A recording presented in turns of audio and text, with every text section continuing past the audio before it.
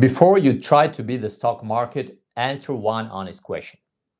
Are you ready to treat it like a profession, or are you just gambling between meetings?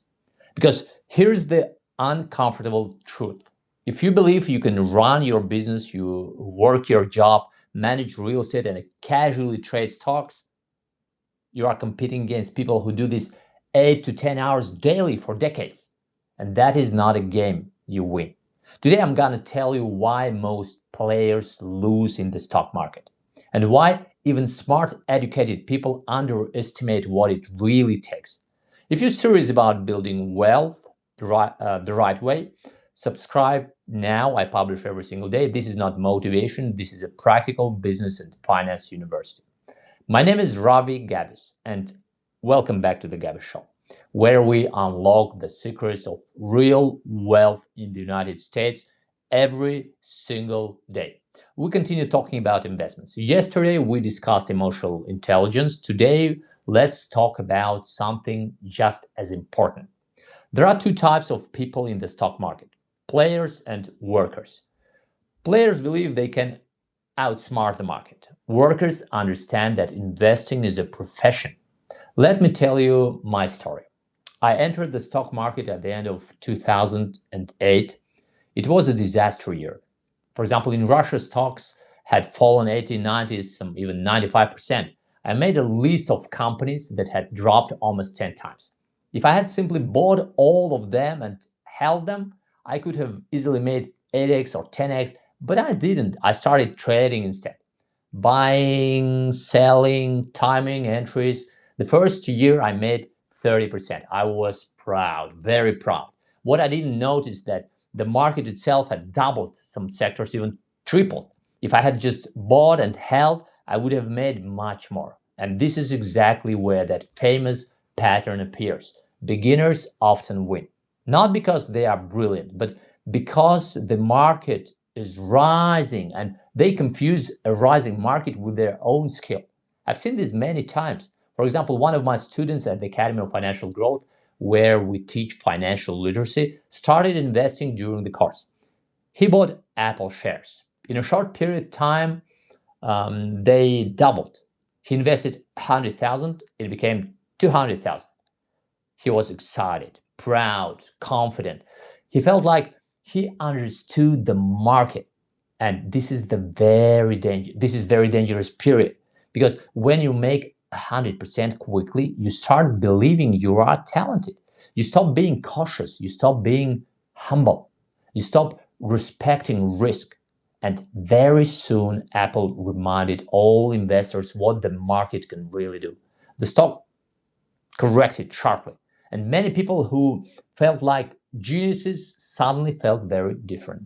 This happened to me too, just in a slower version. After my 30% year, I thought I was good. But second year, only 7%. I was disappointed. But here's the thing. I was not a player. I was trying to be a worker. I took 3 or even 4 professional investment courses at my brokerage company. I had a personal consultant managing my portfolio with me. I was part of an investor club that met weekly. I was studying, I was analyzing, I was working, but I underestimated something very important: how much work is actually required. At the same time, I was running my own company. I had multiple business lines, real estate projects, a microfinancing company, an online shop, and I believed I could combine all that with serious trading. That was my mistake. Then came the third year, a correction year, and I lost 25%. That 25% erased everything I had earned in the previous years. I remember one specific day. I deposited $3,500 in cash, what I usually did. When I came back to my office and opened the trading app, that money was gone in minutes. And later, I calculated something painful. Over 3 years, I had basically paid about $500 per month for my stock market education. Not the worst education, by the way, but expensive. That was the moment I understood something very clearly. Even if you are intelligent, even if you study, even if you take courses, if you are not fully committed to this profession, you are competing against people who are committed and they will win. Trading is not something you do between calls. It's not something you do after dinner. It's not something you do when you feel inspired. It's a profession. Minimum 4 hours a day. Deep research, market reading, management, technical analysis, emotional discipline, and even then, no guarantees. That's when my strategy changed. Not from player to worker, but from overconfident worker to strategic investor. Now my goal is not 50% returns, not 100%, not gambling, consistency. If I make 10 to 15% per year steadily, that's enough because of compound interest. That's where the real magic happens. Many beginners chase 30%, 50%, 100%. They want fast wins. But wealth is not built by spikes. It's built by consistency. 10, 13, 15, 11, year after year. Because compound growth turns stability into power.